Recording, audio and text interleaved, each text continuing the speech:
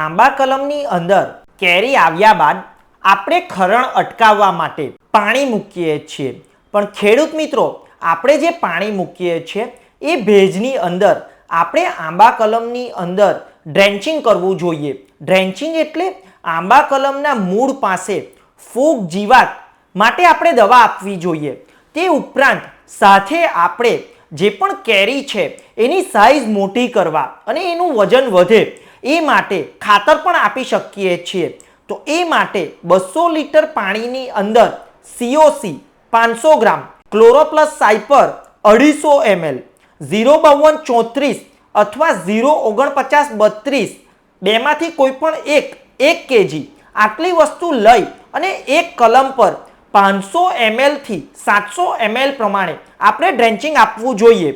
આ ડ્રેન્ચિંગ આપવાથી ફૂગ અને જીવાત પણ કલમને લાગશે નહીં. આવી જ માહિતી માટે અમારા ગ્રુપમાં જોડાવો.